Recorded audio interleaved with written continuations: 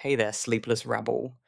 Yeah, you're in for another late night descent into Britain's darker corners. So get comfy, lights low, mind open, and let me take over for a while. We're going back to the early 1960s, to a place of fog, factory smoke, and quiet little streets that all look the same. And somewhere behind one of those doors lived a couple who would soon shake the country to its core.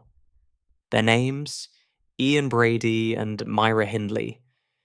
Two people who looked perfectly ordinary, but hid something no one could imagine. Five children, gone forever in ways too dark to fully picture.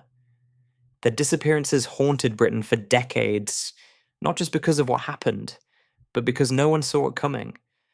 Two ordinary faces, five innocent lives, and a silence that stretched across the moors for years.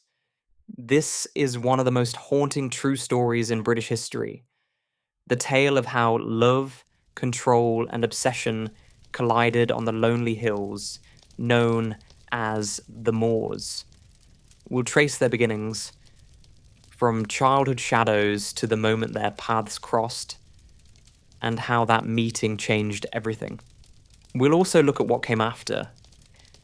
The investigations, the psychology, and the lives left in ruins. This episode comes from our favourite listener, who suggested it in the comments.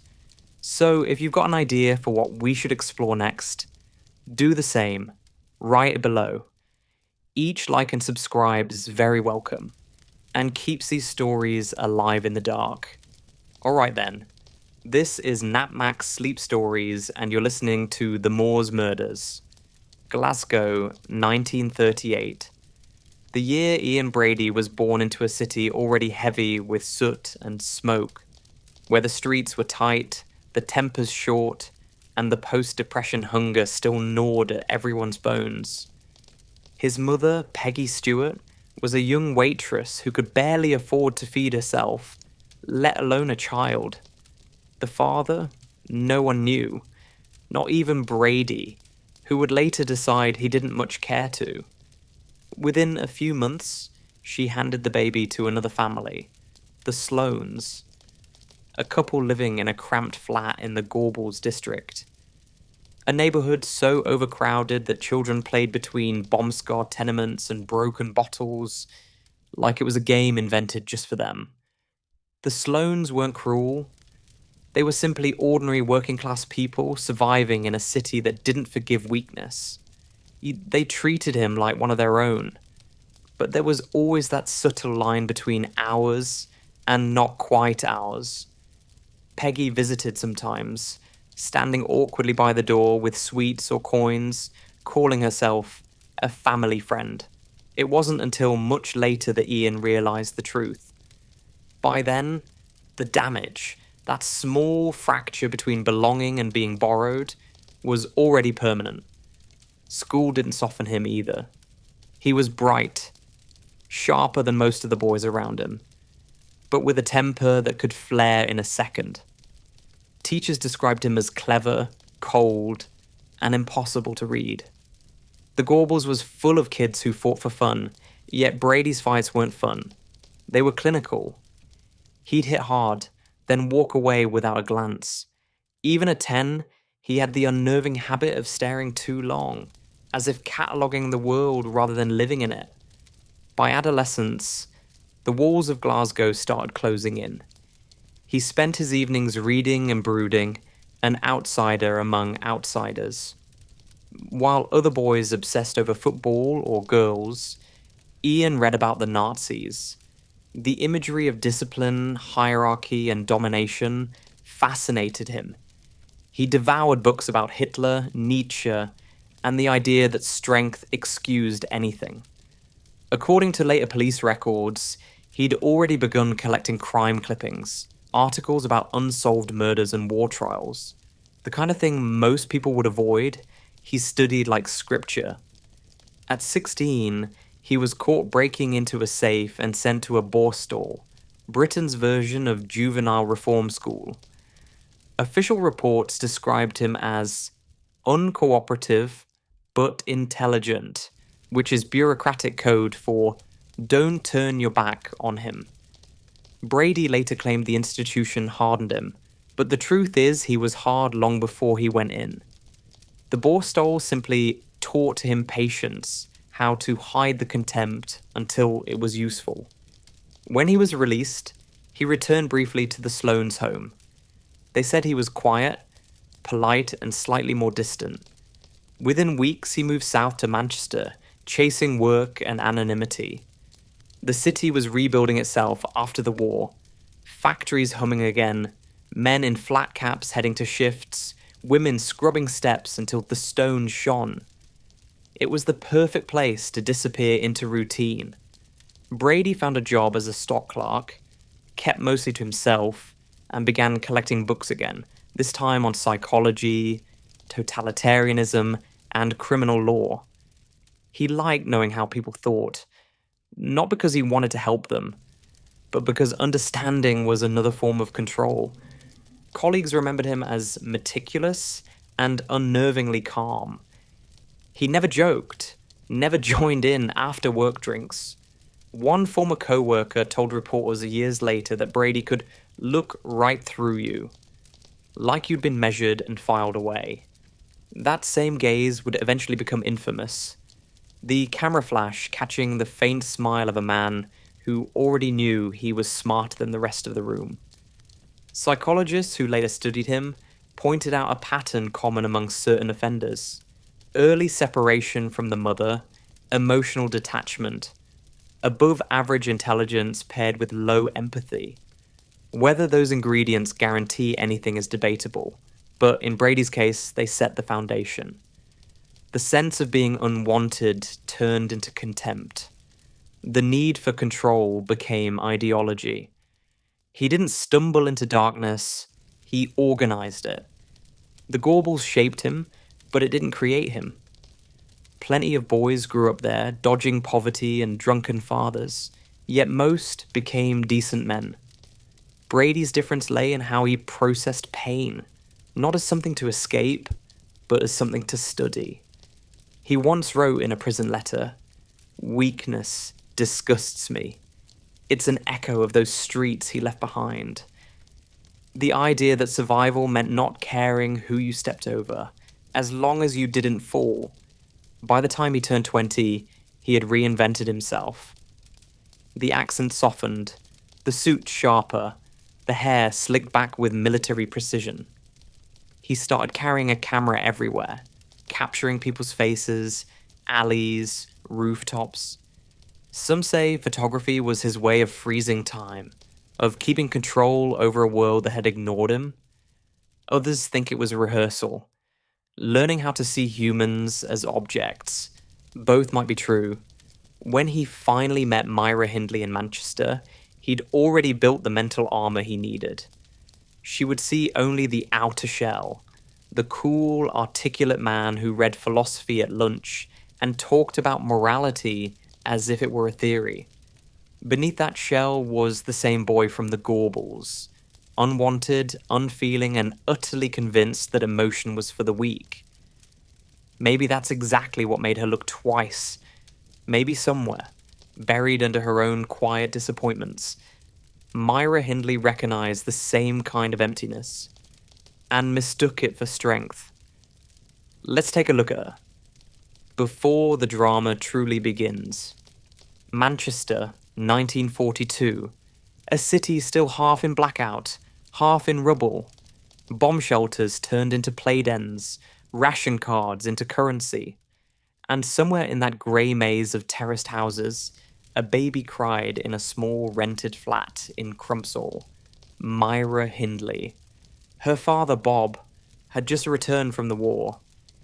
He'd been a paratrooper, one of those men trained to jump into chaos and pretend it was bravery. The army left him with discipline, drink, and a temper that flared like a match. Her mother Nellie was the quiet sort who scrubbed the doorstep every morning, no matter the weather. Because in post-war Manchester, a clean step meant you still had pride. Affection was rationed as strictly as sugar. Bob expected obedience, not warmth. Nellie provided meals, not comfort. Neighbours later said the Hindley home was respectable but joyless. The kind of place where the radio stayed low and emotions even lower. When arguments broke out, they echoed through the paper-thin walls, followed by silence long enough for everyone on the street to pretend they hadn't heard. Myra grew up learning early that safety depended on control. Her father insisted she toughen up. When she came home crying after being pushed by a boy, Bob ordered her back out. And don't come back until you've hit him harder. It wasn't a metaphor. She did as she was told, returned with a swollen lip and a kind of grim pride. That lesson that violence could equal respect would stay with her long after childhood ended. Despite it all, she wasn't an unhappy child by appearance. Teachers remembered her as bright, tidy, eager to please. She liked reading, dogs, and Sunday church services, partly for the hymns, partly for the order.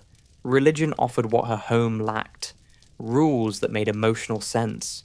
God might be strict, but at least he didn't shout. Then came 1957. She was 15, awkward, still trying to outgrow the name Our Myra. That summer, her closest friend, Michael Higgins, invited her swimming at a nearby reservoir. She refused. She promised to help with chores. He went anyway and drowned. The shock hollowed her out. For weeks she wandered to the church each evening, lighting candles until the priest gently told her there was no point staying after dark. Friends said she carried guilt like a second skin. Her faith deepened, but so did a kind of self-punishment. She began attending Mass daily, confessing things that weren't sins, as if discipline could undo grief. That tragedy marked a quiet turning point. Where other teenagers flirted and danced, Myra turned inward. She cut her hair shorter, dressed plainer, kept her circle small. The boys who tried to charm her gave up quickly. She could be kind one moment and icily detached the next. It wasn't arrogance, it was armor. She'd already learned that attachments bring consequences. After school, she drifted through modest jobs, a typist for a travel agency, a junior clerk, a babysitter for neighbors. Reliable, punctual, trustworthy. Those were the words employers used. A safe pair of hands. But safe in 1950s, Manchester also meant invisible. A woman could spend her life behind a desk, smiling at men who earned twice as much, and no one would notice when she vanished. That quiet suffocation is what pushed many young women toward television stars, romance novels, or religion. For Myra, it was all three. Escapism in installments. At home, things stayed tense. Her father's drinking got worse, and her mother learned not to challenge it. Myra often spent nights at her grandmother's house in Gorton, a small, dim place, but free of shouting. There she could read, feed the dog, and imagine a different life. That move to her grandmother's was subtle, but significant. It was the first time she distanced herself from family without cutting ties completely. Independence, with training wheels. Psychologists later described her as possessing a high need for approval combined with the emotional detachment. In plain English, desperate to be valued, but terrified of vulnerability. She cultivated a mask of composure. The same one women in post-war Britain wore when being strong was the only acceptable option. Inside that mask, though, lived a restlessness, the kind that comes from feeling unseen for too long. She read crime stories and heroic biographies with equal fascination. Anything that broke routine appealed to her. Not for the thrill of danger, but for the sense of importance it carried. Myra wanted to matter. In a world built to make women background noise, that longing could turn into a dangerous sort of hunger. By the late 1950s, the city around her was changing.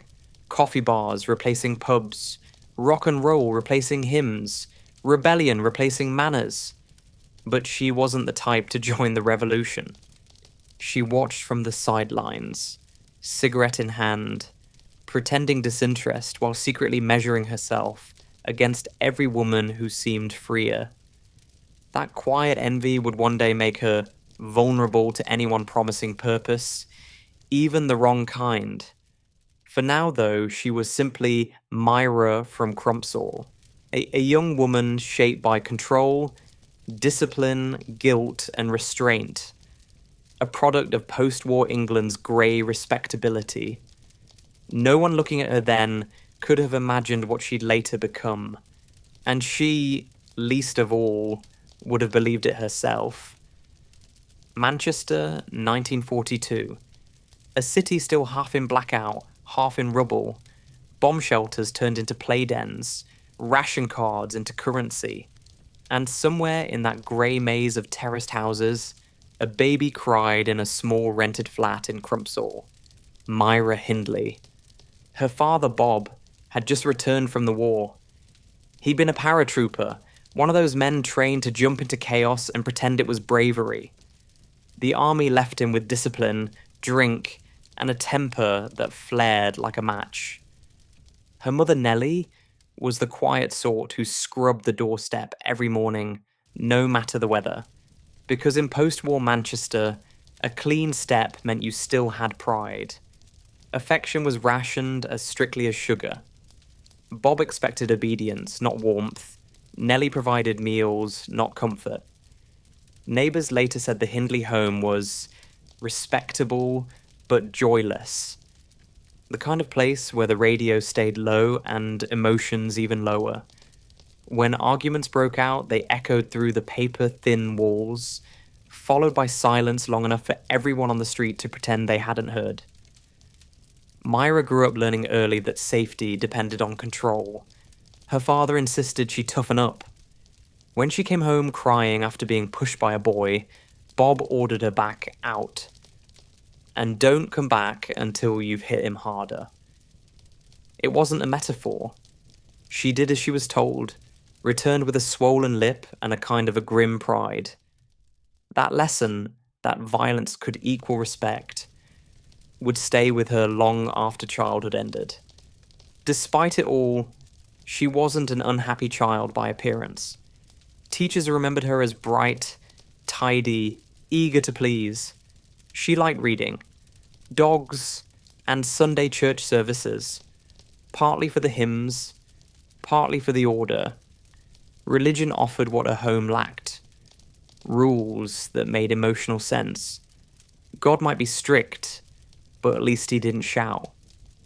Then came 1957. She was 15, awkward, still trying to outgrow the name Our Myra. That summer, her closest friend, Michael Higgins, invited her swimming at a nearby reservoir. She refused. She'd promised to help with chores.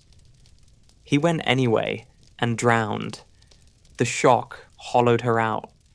For weeks she wandered to the church each evening, lighting candles until the priest gently told her there was no point staying after dark. Friends said she carried guilt like a second skin. Her faith deepened, but so did a kind of self-punishment.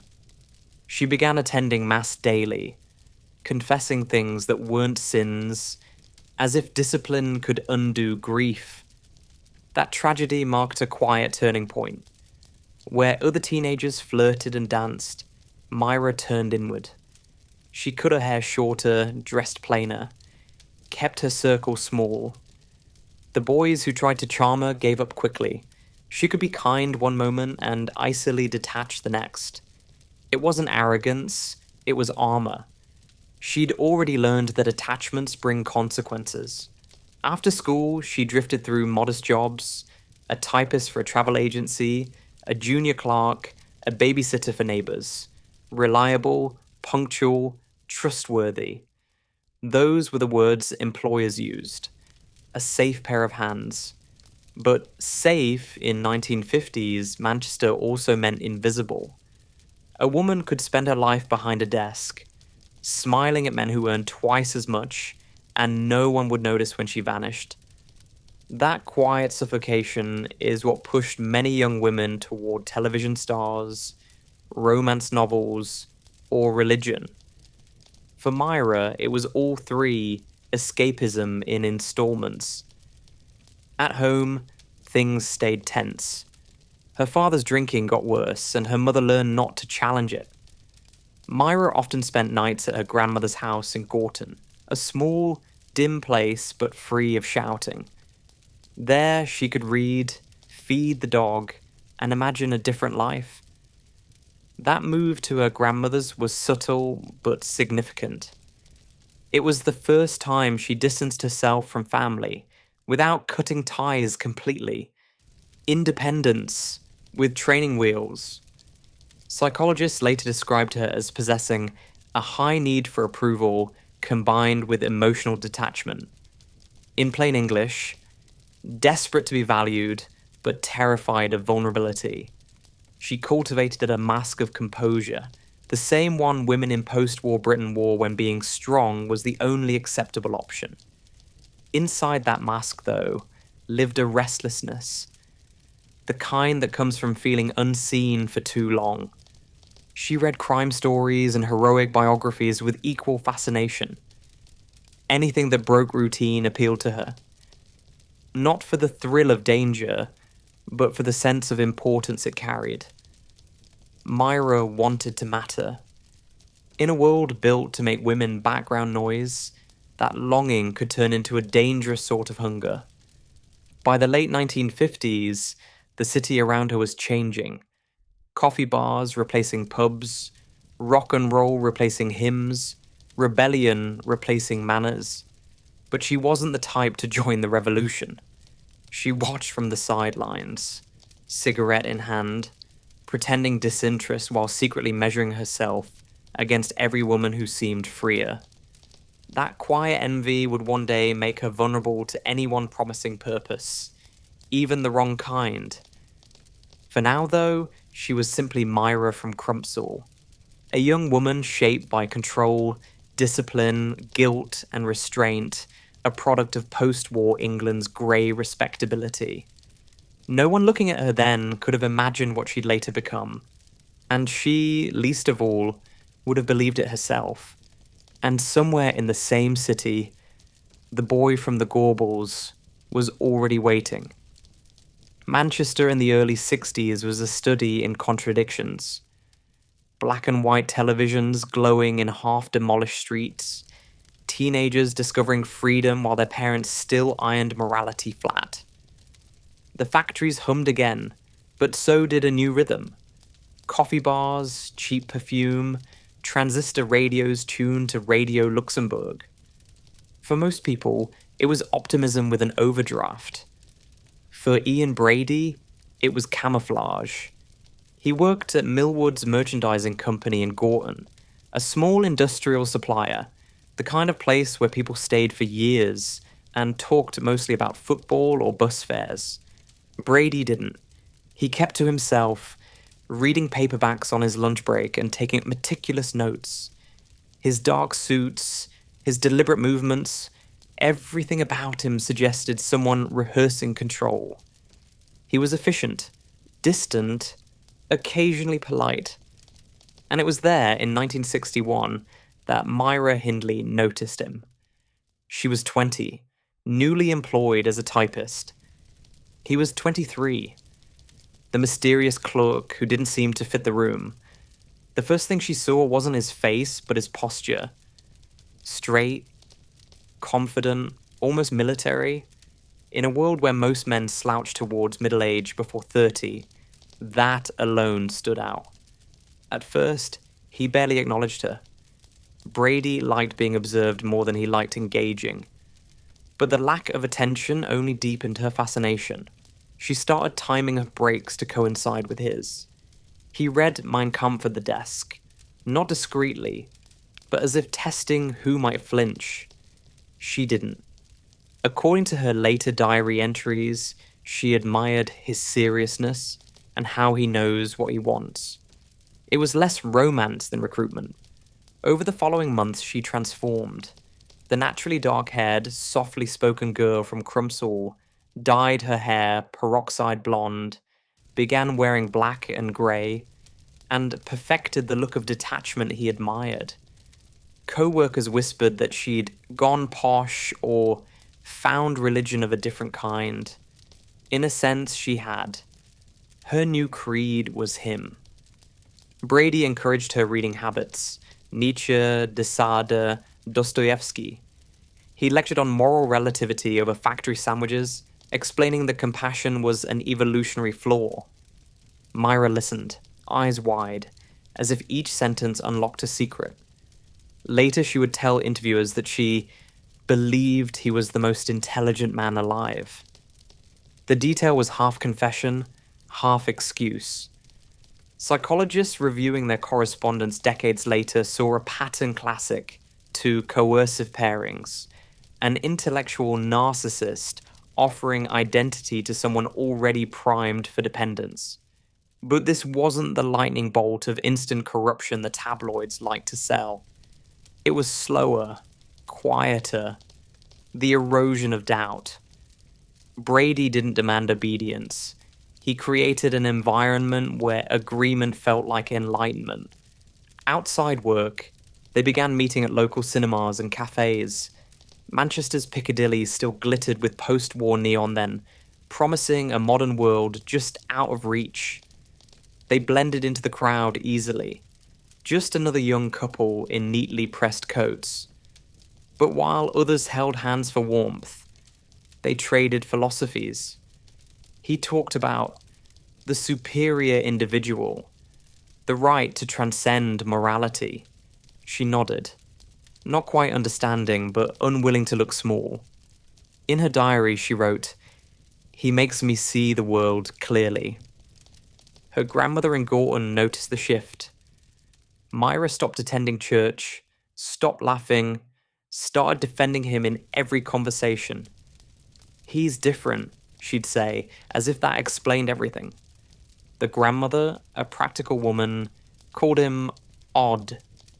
But oddness in those days wasn't alarming. It was almost fashionable. For Brady, the relationship was experiment as much as emotion. He admired loyalty the way a scientist admires a functioning instrument. In letters seized years later, he described Myra as a perfect partner in thought. There's a chill in that phrasing. No warmth, only utility.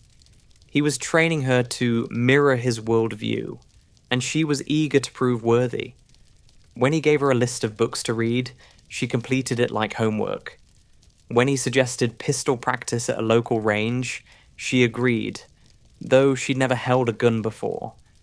Witnesses remembered them arriving together.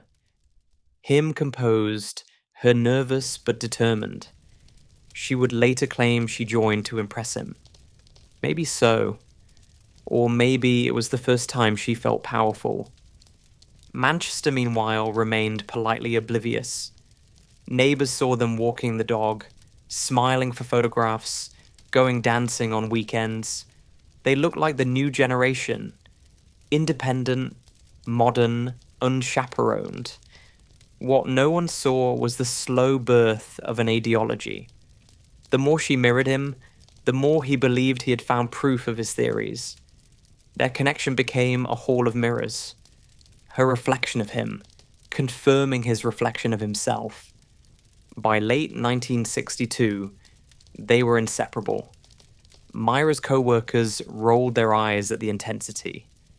Brady's colleagues noticed he smiled more, though never at anyone else. The relationship had become its own sealed world, logic bending inward, morality optional. She moved emotionally where he pointed. He discovered how intoxicating absolute influence could be. Psychologists would later debate who led whom, whether she was victim or architect. The truth sits somewhere duller and more human. Two damaged egos, each finding validation in the other's extremes. He offered her meaning. She offered him worship. Together they mistook that exchange for love. By the winter of 1962, the city's optimism had turned to fog again. Steam from the factories rose like breath from a sleeping beast.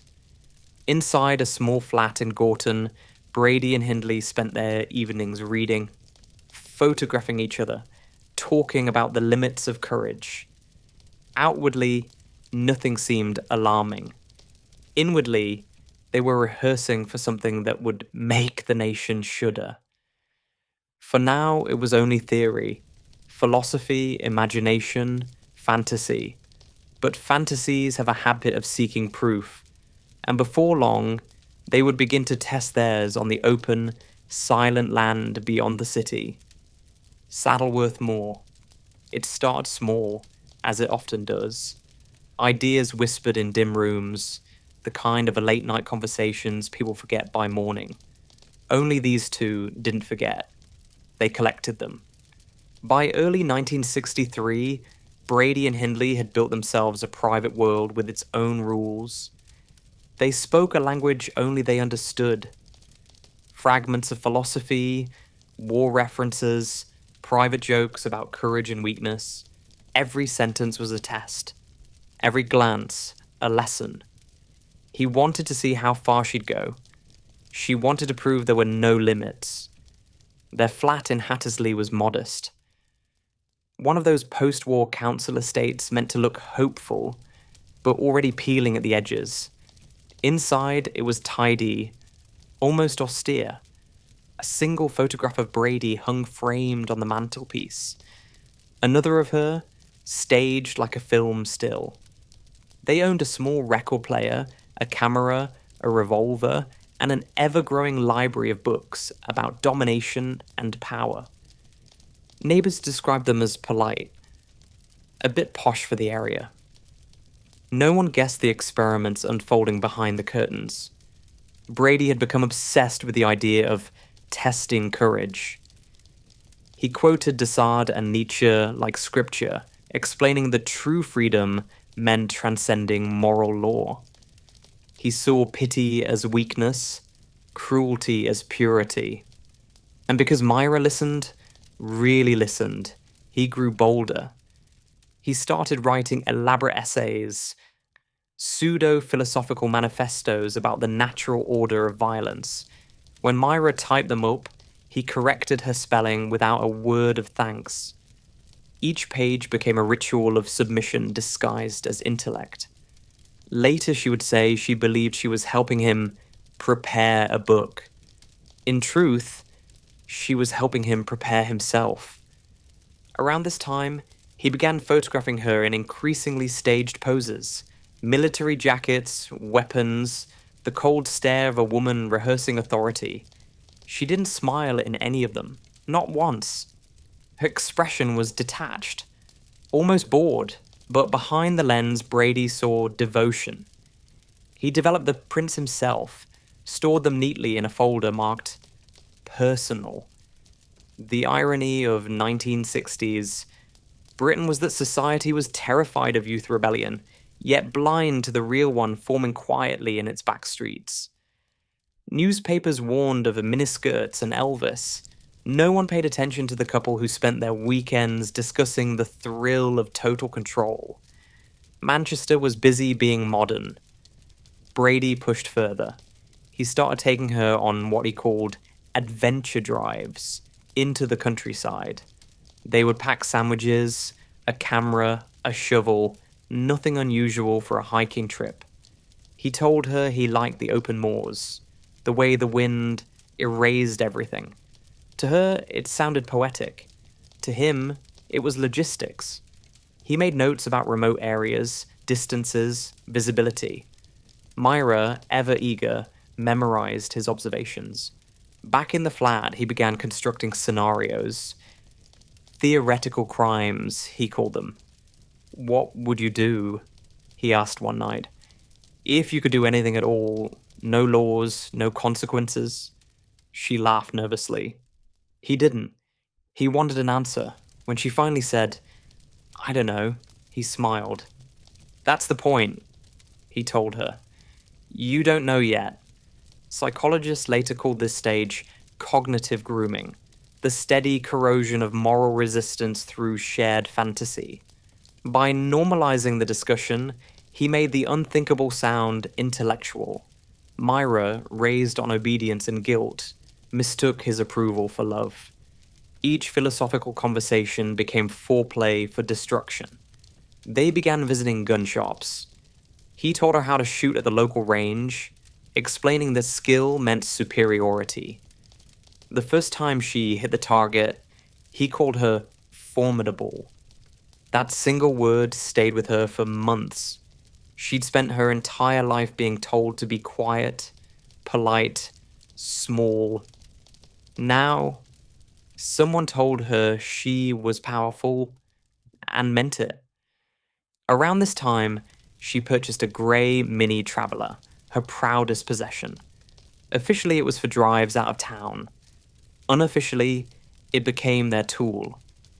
Brady mapped the moors meticulously, marking locations that offered isolation. He spoke of experiments in freedom. She didn't ask what he meant. Friends noticed the shift. Her grandmother grew uneasy, saying Myra's eyes looked colder somehow.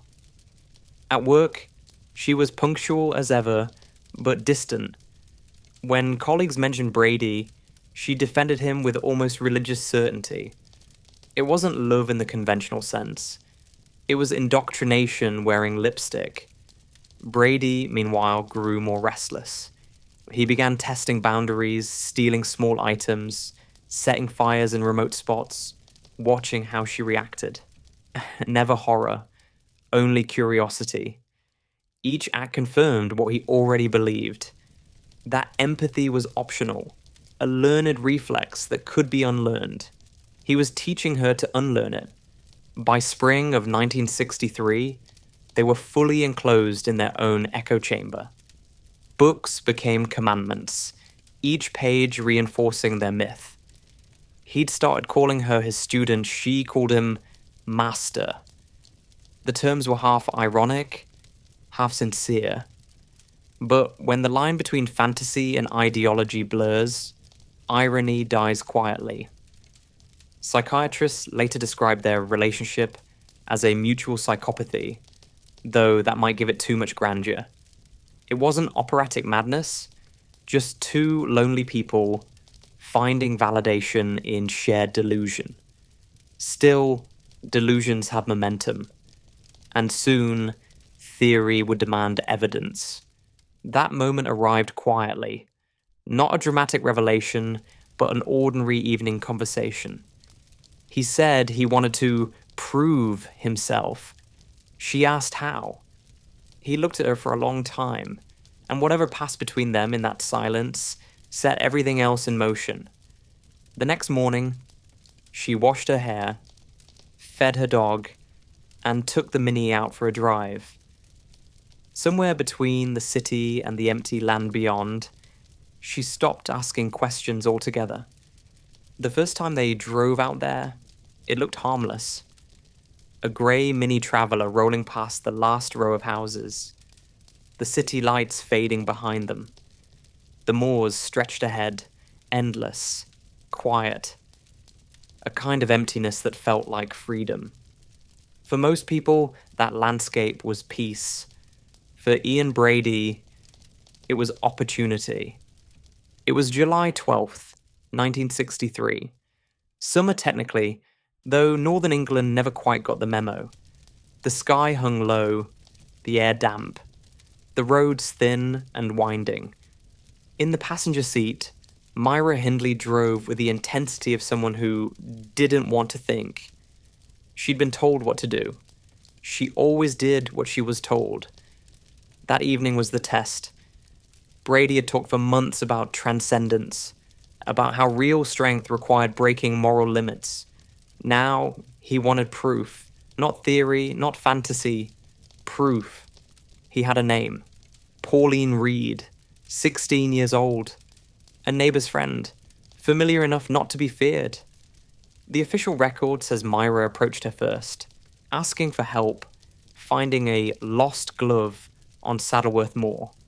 Brady waited in the car, camera ready, patient as ever. When Pauline agreed to help, the trap closed. The girl never came home. Her family searched for weeks, posters in shop windows, pleas on the radio. It took 24 years for her body to be found. At the time, the city barely noticed. Manchester was full of working-class kids who vanished for a night and came back the next morning. Police assumed another runaway. No one connected the quiet typist and her strange boyfriend to anything sinister. They were too ordinary to suspect. Brady treated the aftermath like a successful experiment. In his notes, later recovered, he described feeling complete control, the purest sensation. He'd crossed a line and found it easier than expected. For Myra, the shock came slower. Her diary went blank for weeks. When she finally wrote again, it was about trivialities, the weather, a new dress, the dog. That's how denial works. Quietly, bureaucratically. Psychologists later debated how much she understood at that point. Some believed she was in shock, operating under coercion. Others said she knew exactly what she was doing. That the thrill of being chosen outweighed the horror of what she'd enabled. The truth probably lives in between, in that grey moral fog where choice and fear blur together. In the weeks that followed, Brady was euphoric. He bought more film, developed more photos. To him, documentation meant mastery. To her, it meant permanence, a promise that what they'd done could never be undone. He spoke about refinement, about doing it better next time. She nodded, expressionless. The moors became their sanctuary. Open land, no witnesses, no noise except the wind. Brady said he loved the silence. It forgives everything. That sentence would echo later in court, quoted by prosecutors as evidence of his mindset. But at the time, it sounded almost poetic. Even evil, it seems, craves aesthetic. Myra's family noticed small changes. She grew defensive, dismissive, sharp-edged when questioned about her whereabouts. Her grandmother asked why she'd been out late. Myra replied she was just driving. No one pushed further. In 1960s Britain, privacy was sacred, and women's independence, even mild rebellion, was often seen as progress. No one realized what kind of independence this was. When Pauline's mother reported her missing, police visited the area, interviewed locals, checked bus routes. No evidence. The case drifted into silence. It would stay unsolved for decades, her name becoming one more headline in a city that had too many. Brady and Hindley read those headlines over breakfast, in the same house, under the same roof. They said nothing. To the outside world, their life went on. They worked, paid rent, attended family dinners, but the dynamic had changed. He had proven dominance, she had proven loyalty. The bond was sealed, not through affection, but through complicity. It wasn't love anymore. It was doctrine. In private, he began referring to the event as the experiment. The phrase appears repeatedly in his later writings, always capitalized, as if it were a sacred project. He described himself as a scientist of experience, a line so absurd it might be laughable if not for what it concealed. Hindley, meanwhile, followed his lead, speaking less, mirroring his speech patterns. One former co-worker recalled seeing her after that summer. She looked different, colder, like she'd decided something. And maybe she had. Once you cross a moral boundary that deep, the only way to survive is to believe it meant something. For her, that meant turning guilt into faith. Faith in him, faith in the narrative he built around them. A kind of twisted romance that justified everything. The Moors, indifferent as ever, kept their secret. Fog rolled across the heather, washing away footprints, covering shallow graves with the same patience nature shows all things. To passers-by, it was just wind and sky. To them, it was consecrated ground. And as the summer faded, Brady started planning again. He said it casually, like discussing a hobby. This time, he promised, they'd be more efficient. Myra didn't argue. She never did. After the first night on the moors, everything changed. And yet, to anyone looking from the outside, nothing did. Ian Brady still went to work in his suit, quiet and precise, the model of industrial discipline. Myra Hindley still typed her letters, fed her dog, smiled at neighbors. They paid rent, visited family, watched television. Normality became the disguise that made everything possible. Inside that flat, however, a new rhythm had formed. Brady treated what had happened as a success to be studied, refined, perfected. He made notes, real, handwritten ones, about the location, the timing, the experiment. He spoke of it not as crime, but as achievement. Hindley, by then, had learned not to flinch at the language. She typed his thoughts for him. The way a secretary types a memo, her fingers steady even when her stomach turned. By the end of 1963, he was restless again. He began talking about the next test, the next opportunity. He told her that courage only counts when repeated. So they went out again. The same car, the same landscape, the same silence. On November 23rd, 12-year-old John Kilbride vanished from the market in Ashton-under-Lyne. He'd gone out to earn pocket money collecting empty bottles. Witnesses saw him speaking to a woman with a small dog who offered him a ride home. That detail, the dog, would come up again and again. It was always Myra's dog, Puppy, the same bait used to dissolve suspicion. For children, she was approachable, maternal, safe. It's hard to imagine how calm she must have looked in that moment. The poise of someone who'd already surrendered her conscience completely. Over the next year, they repeated the pattern. Brady studied newspapers obsessively, collecting reports of disappearances, as if comparing technique. He read about police procedures, about forensics, about how long traces lasted in open terrain. Everything became data. And through it all, Myra drove. Always driving, always silent. The perfect accomplice in a world that still believed women incapable of such things. In June 1964, 12-year-old Keith Bennett disappeared on his way to his grandmother's house in Longsight. He'd promised to fix her TV aerial. An ordinary errand. The kind children ran every day. He was never seen again. Later it would be revealed that Brady chose him for his size. Small enough to control, old enough to understand fear. The body was never found. Even decades later, police and volunteers combed Saddleworth Moor, guided by aerial photographs and fragments of memory. Each search ended the same way. Wind, heather, silence. Brady refused to tell where he buried him. That cruelty, more than anything, defined him. By late 1964, their ritual had hardened into routine. There was no hesitation, no visible doubt. They'd talk in code now. Drives, projects, field work. She packed the camera.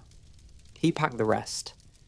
The division of labor was mechanical, like factory work, except their product was absence. In December, they met Leslie Ann Downey at a fairground. She was 10. The smallest, the youngest. The one who should have triggered any remaining trace of conscience. But the conscience was gone. The cruelty was deliberate, sustained, methodical. Evidence later recovered showed not rage, not impulse, but planning. It was the ultimate proof that the line between fantasy and reality had vanished. Throughout 1965, they lived as if untouched by consequence. Neighbors described them as polite, quiet, the kind of people who minded their own business. They attended family dinners, posed for photos, took the dog for walks. In those photographs, the ones developed later by police, they often stood smiling near shallow dips in the moorland. No one realized at the time that they were standing on graves. The images were ordinary, even cheerful. That's what makes them unbearable now. Brady documented everything. He wrote pages of notes, part diary, part manifesto, half genius and half madness. He quoted Nietzsche about beyond good and evil, underlined phrases about domination, scribbled diagrams of the moors. It wasn't chaos, it was choreography. Each entry proof that this was not an accident of madness, but a practice of will. Hindley, for her part, wrote little. Her diary shrank to simple observations. Went to work, drove out, came home, no context, no emotion. It's as if she'd learned to narrate her life like someone else's. By then, the moors had become their confessional. Brady felt safe there, invisible. He called the landscape pure, as if its emptiness absolved them. In one later interview, he said, "It was beautiful. No one could hear a thing." The remark was so casual that even seasoned detectives struggled to process it. That indifference, not rage, not passion, was what chilled them most. And yet, for all their precision, for all their calculation, they were never as clever as they believed. Every ritual leaves residue, every pattern leaves a trail. The arrogance that kept them calm would also be their undoing. But that was still to come. For now, they drove home through the fog, windows cracked, radio low, just two ordinary figures returning from another night in the countryside, while 5 families waited in houses that never slept again. Behind the closed door of number 16, Wardlebrook Avenue, the world stopped making sense. Outside, Hattersley was quiet.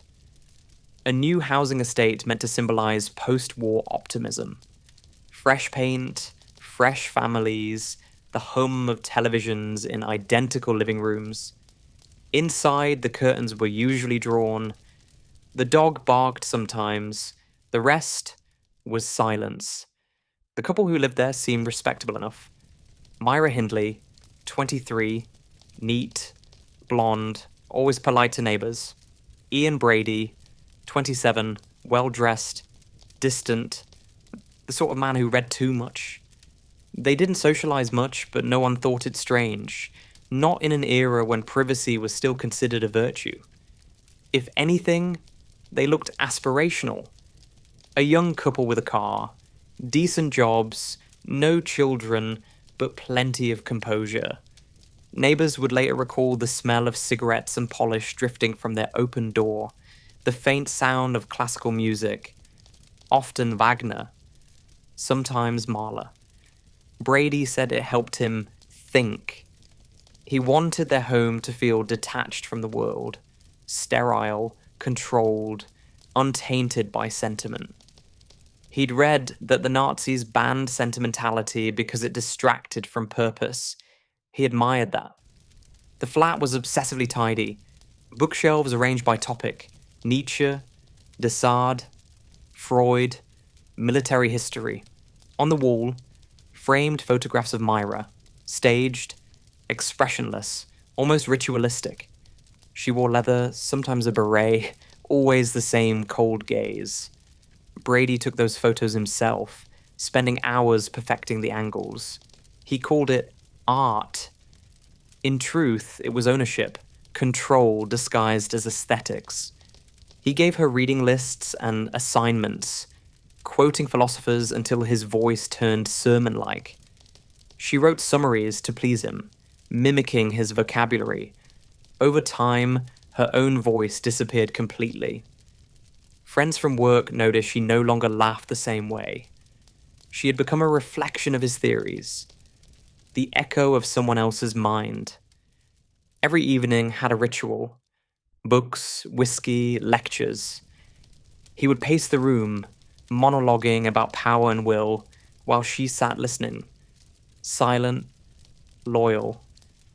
Sometimes she asked questions, just to keep him talking. It wasn't conversation, it was indoctrination. The walls, lined with heavy curtains, absorbed it all like confessionals. They rarely argued, but when they did, it was quiet, surgical.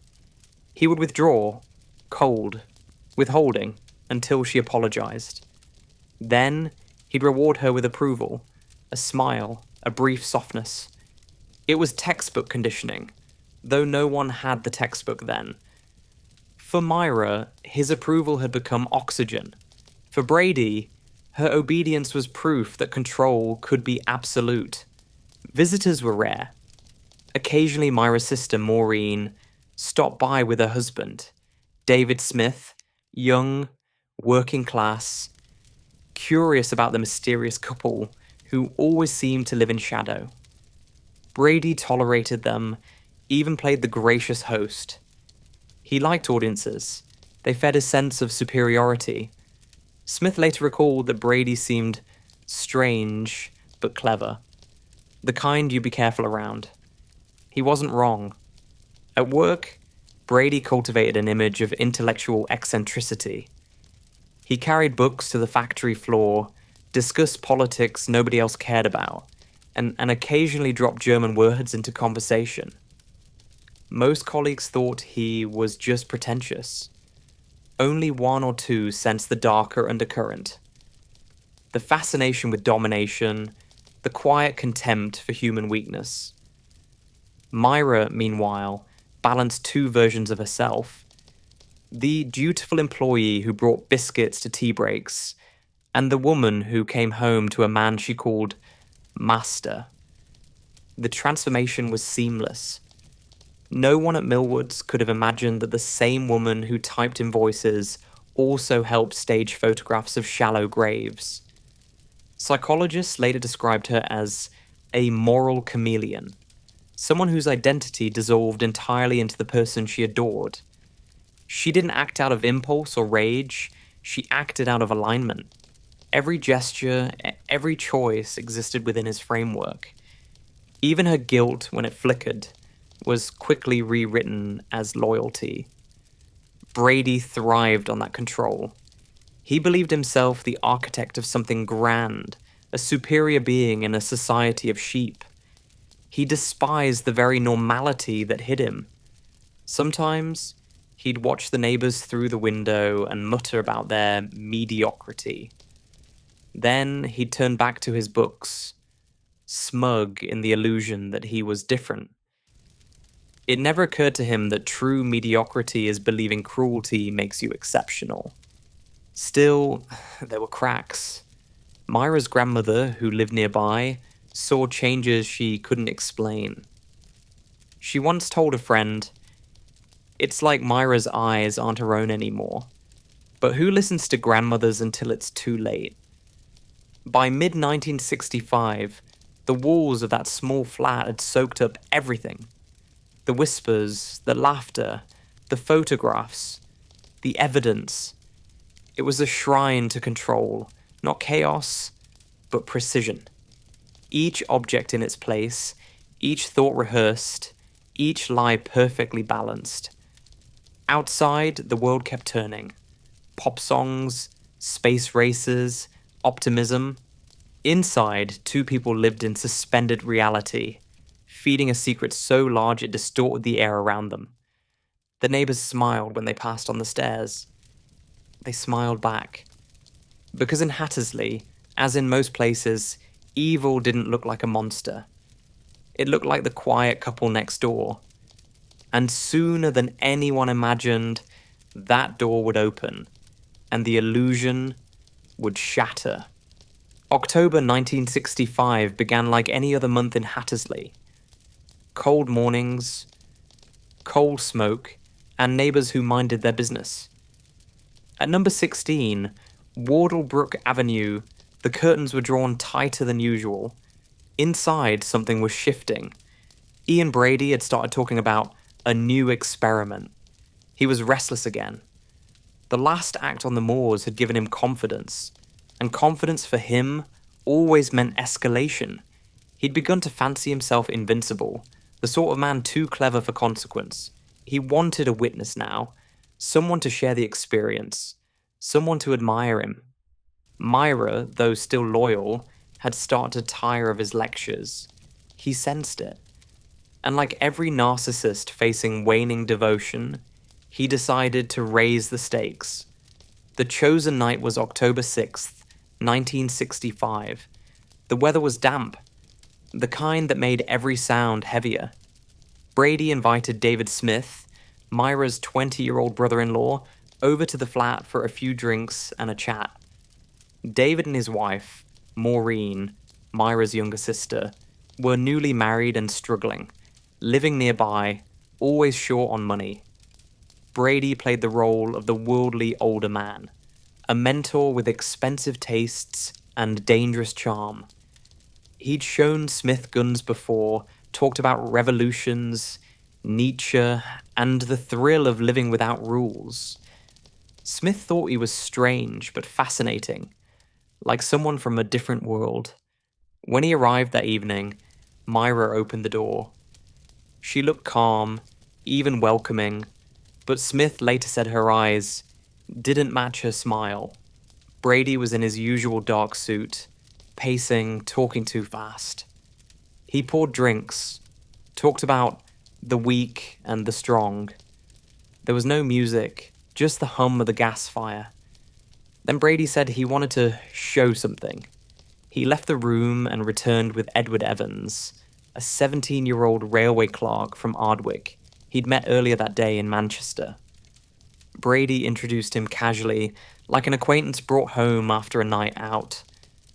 Evans was shy, polite, the kind of boy who apologized for taking up space.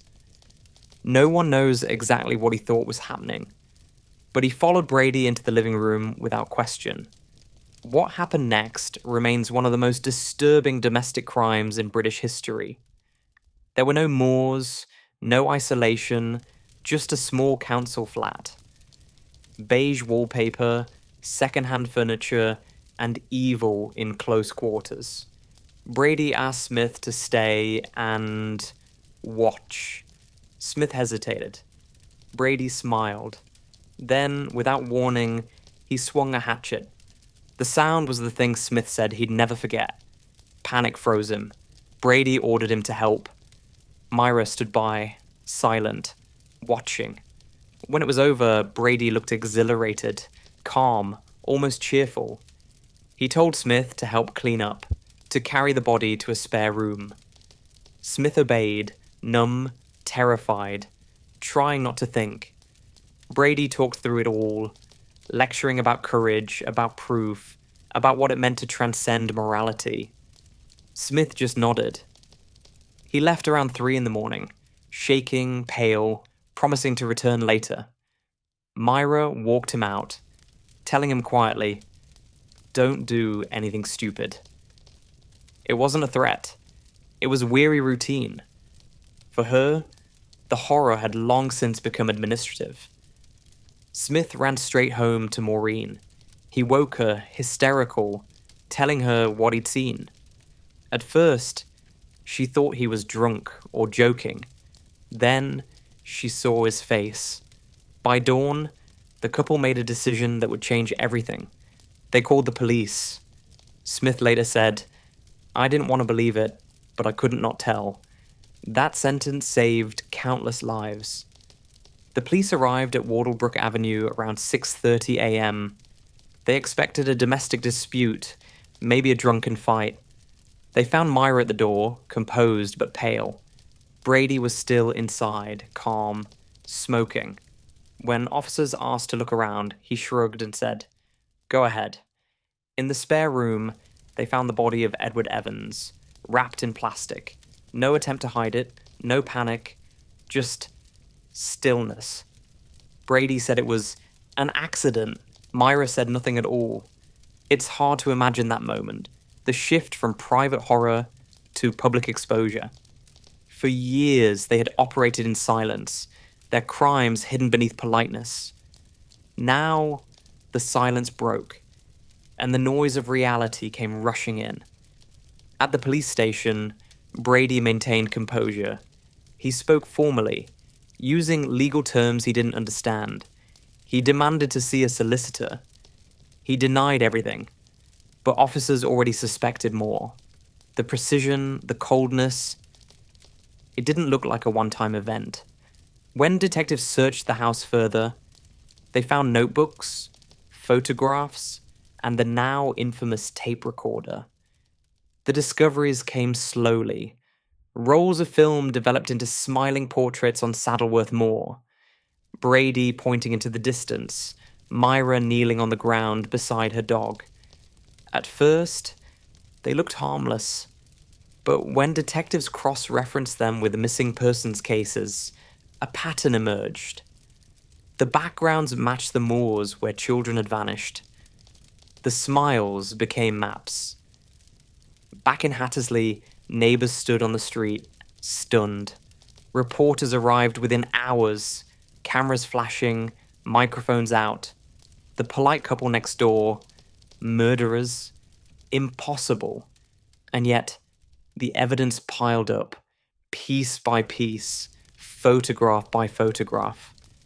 The myth of safety, of ordinary evil being invisible, collapsed overnight. Brady remained unrepentant. He told police they were too limited to understand. He called morality a superstition for the weak.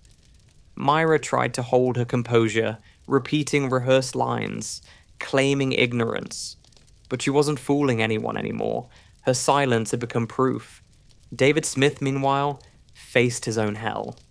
He'd been traumatized, vilified by some as an accomplice, hailed by others as a savior.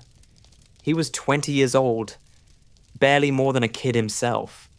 Years later, he said, "People talk about bravery. I wasn't brave. I was just terrified.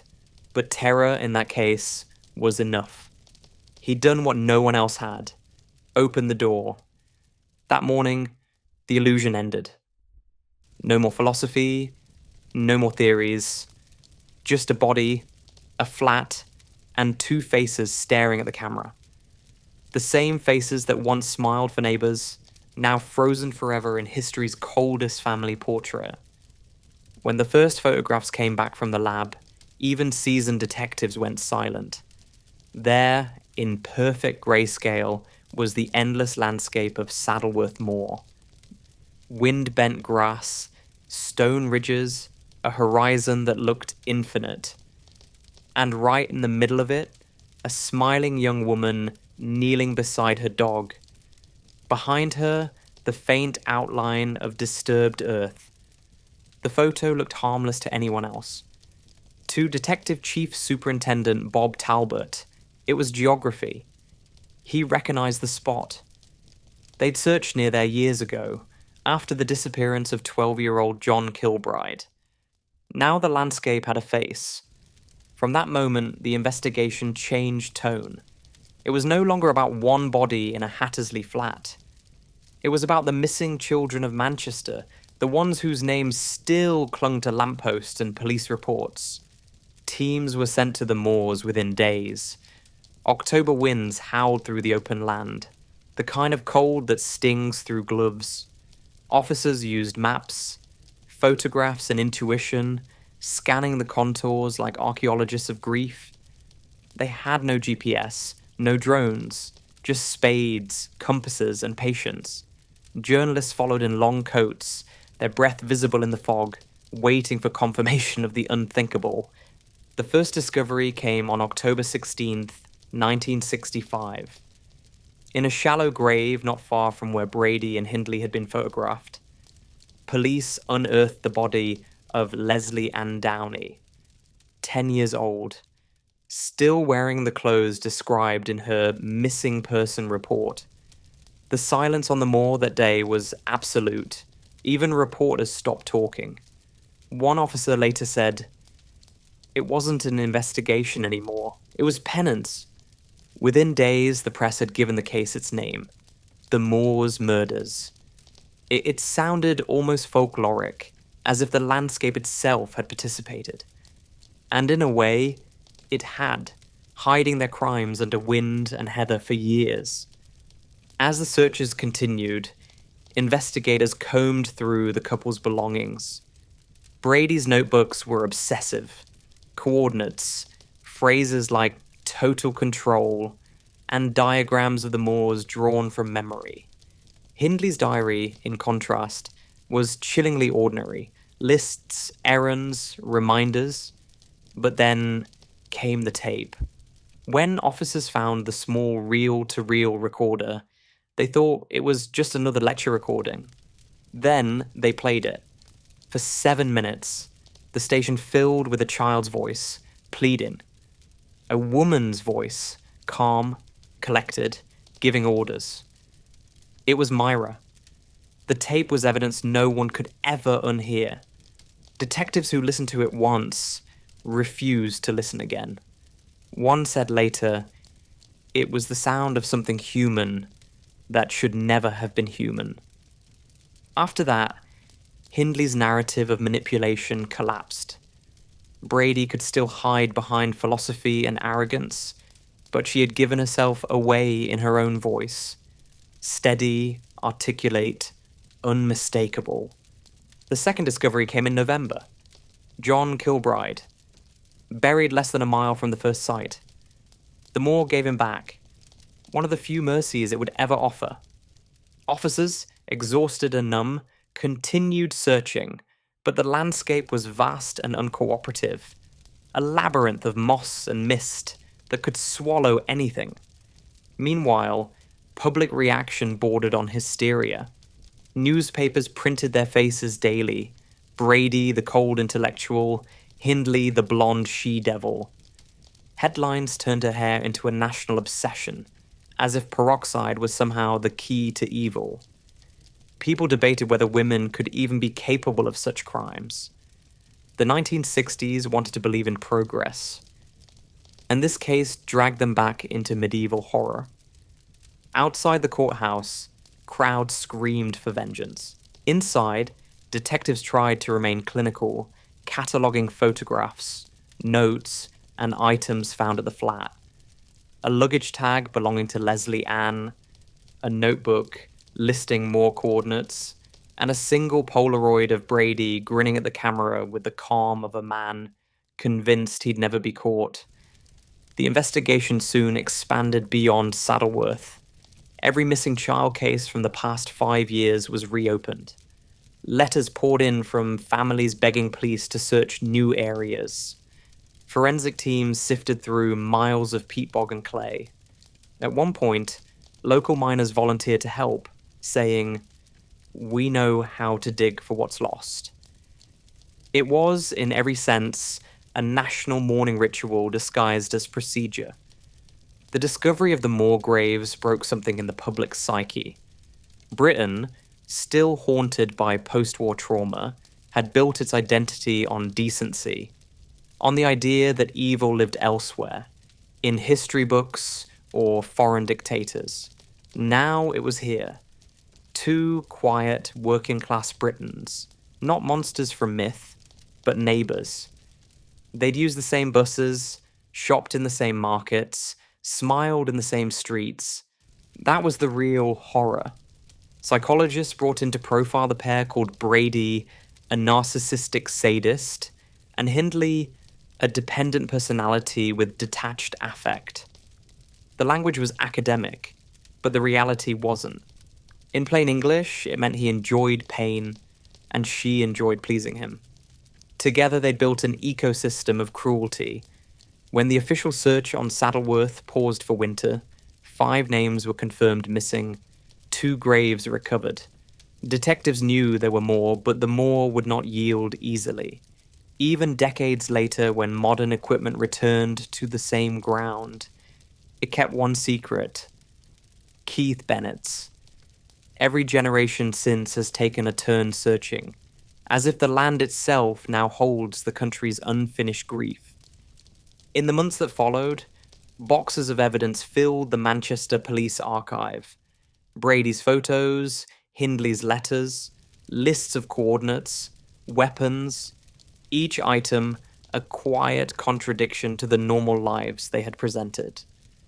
There was no grand ideology, no political cause, just ego, control, and the illusion of brilliance.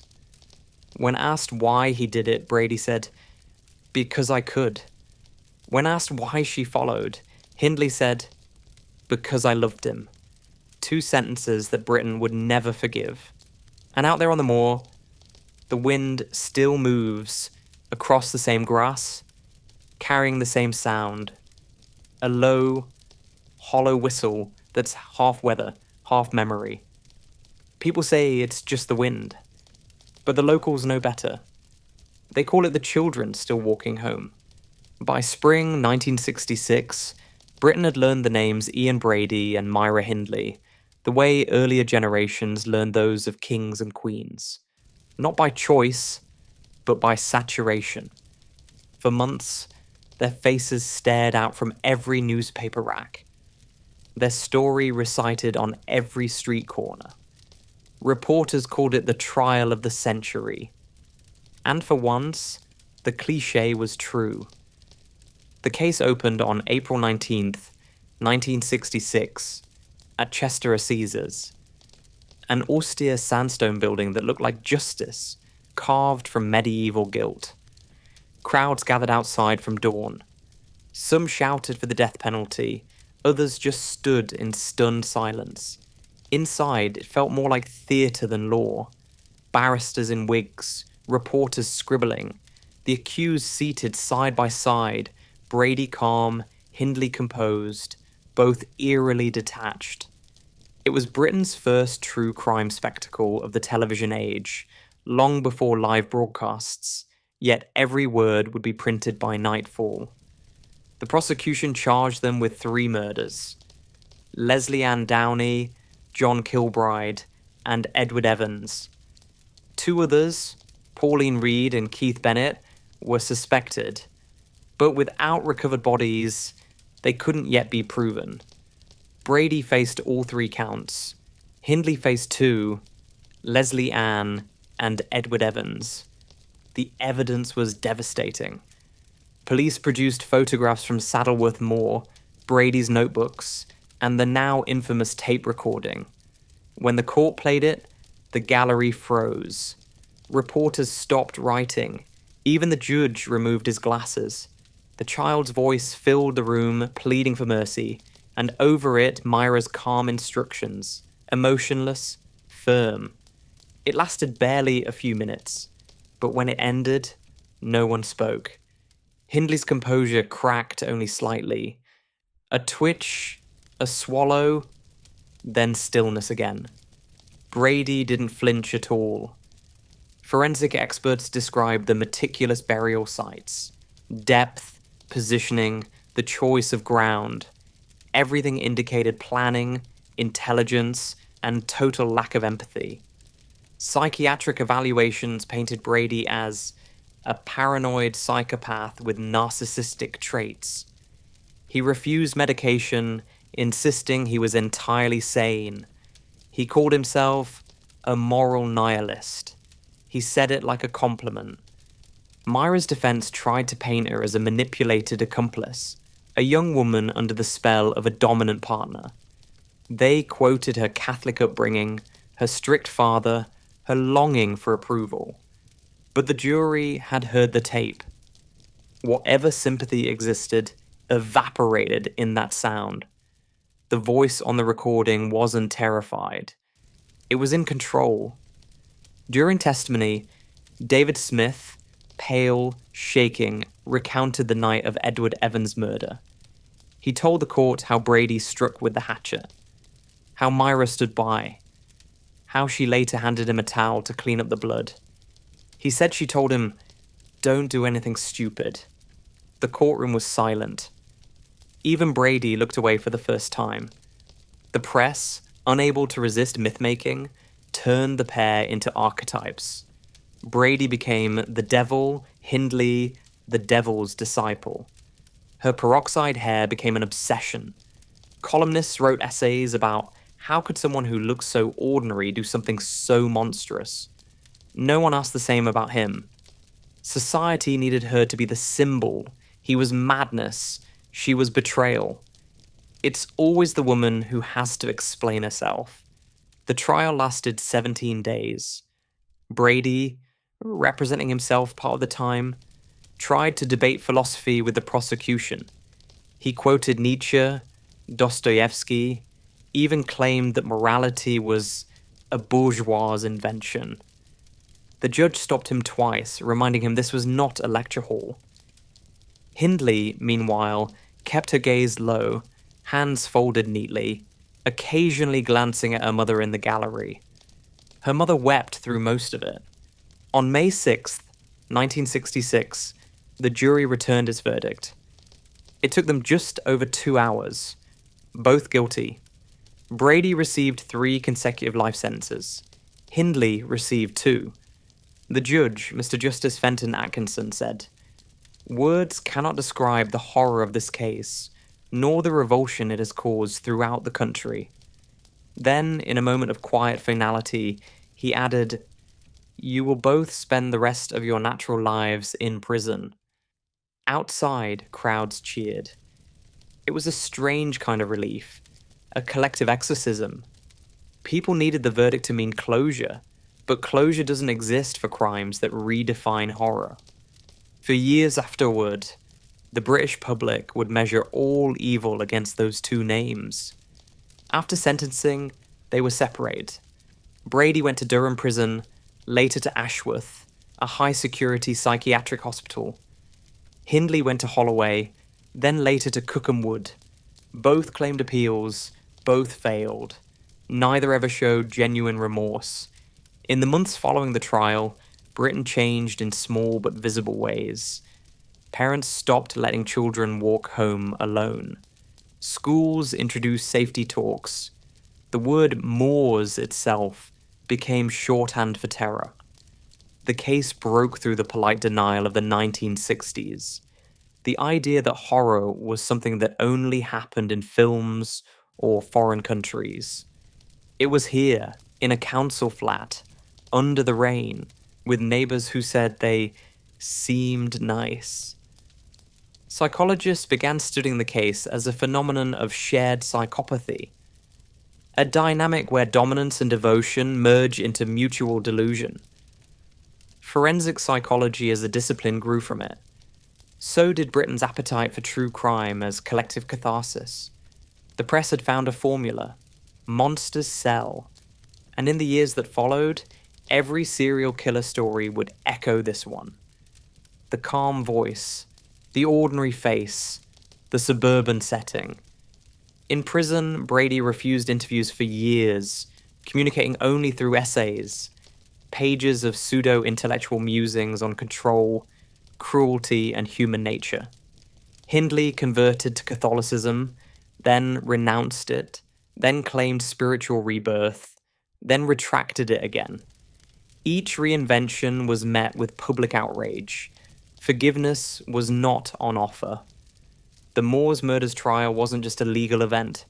It was Britain's loss of innocence under fluorescent light. The idea that monsters were obvious, that evil announced itself, gone. From then on, evil wore a cardigan, held a factory job, smiled at the neighbour's kid. And yet, as the country moved on, the Moors remained.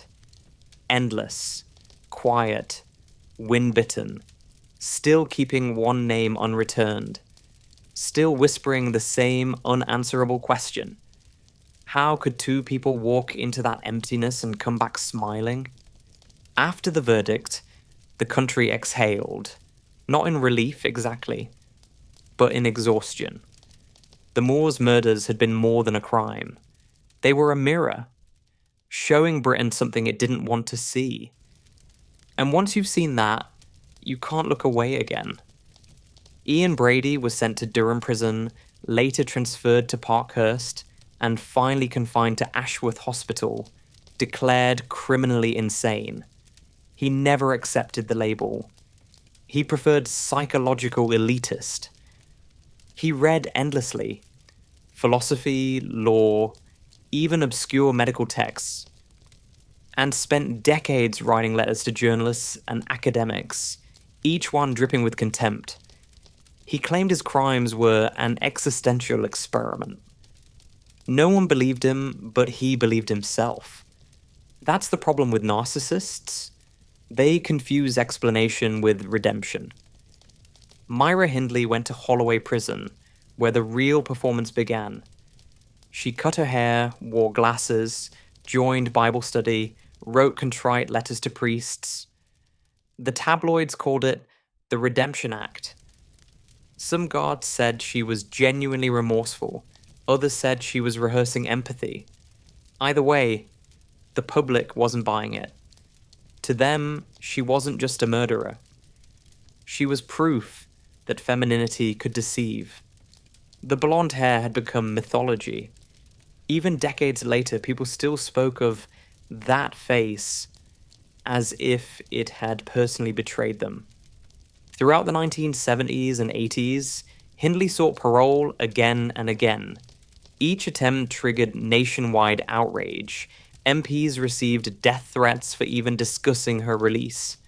In 1997, when she publicly admitted her role in the earlier murders of Pauline Reed and Keith Bennett, it was framed as confession. But for many, it sounded like strategy. She knew she'd never walk free, but she wanted control of her narrative. She died in 2002, age 60, after nearly 40 years behind bars. No funeral details were released. Her ashes were scattered at sea. No one mourned. Brady outlived her by 15 years, confined to Ashworth under strict medical watch. He went on hunger strikes several times, demanding to die. Doctors kept him alive, against his will.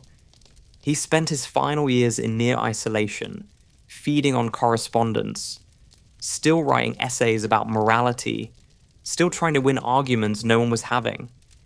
He died in 2017, aged 79. The staff cremated him in secret, under police escort. His ashes were scattered over the sea at night by court order, not mercy. In the decades between their arrests and deaths, Britain built them into cultural shorthand. Moor's murders became a phrase that no longer needed explaining. True crime books, films, documentaries, all circling the same question: how ordinary people could do something extraordinary for all the wrong reasons. The case turned the country's fascination with evil into an industry. Psychological profiling, media ethics, even victim protection laws grew from its shadow. It was the price of understanding. For the families, though, time never healed. Winnie Johnson, mother of Keith Bennett, searched the moors until her death in 2012. Even with modern technology, Keith's grave was never found. Brady refused to help, citing principle. That word in his mouth meant cruelty. In the end, the two of them achieved the one thing they always wanted: permanence. Not in the way they imagined, but worse.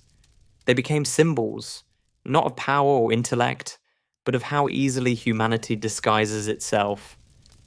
How neat hair, a polite smile, and a clever quote can hide the void underneath. The moors are still there, of course. Wind sweeping over heather, endless and cold. Every few years, someone finds something. A bone, a shoe, a rumour. Search teams go out again. Cameras follow. The old story repeats. Because Britain never truly buried the Moors murders. It just learned to live beside them. Decades later, the case still sits like fog over the north of England. Always there, even when unseen. Mention the moors, and people lower their voices. It's not fear anymore, just reflex. Schools still use the story in psychology courses, journalists still reference it when new crimes shock the country, and documentaries keep returning to the same question. How could they? But maybe that's the wrong question. It's not how, it's how easily. The Moors murders changed British policing. It professionalised search operations, introduced criminal profiling, and reshaped media ethics. Too late for the victims, but not for those who followed. It also changed language. After 1965, evil stopped being metaphor. It became case file. The families who lost their children never found peace, but they did find voice. They forced institutions to face what had been ignored, that monsters rarely arrive with warning, and that justice can take a lifetime to even begin. The moors themselves haven't changed much. Wind still rolls across the heather. Rain still settles in old hollows. Walkers still pass the same ridges, sometimes leaving flowers, sometimes just standing still, unsure why. It's quiet there, but never empty.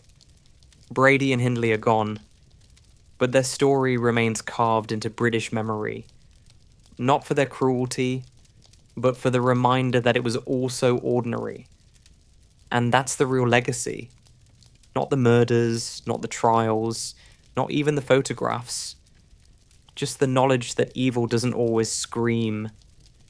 Sometimes it just smiles and holds the door open. And that's where we stop for tonight.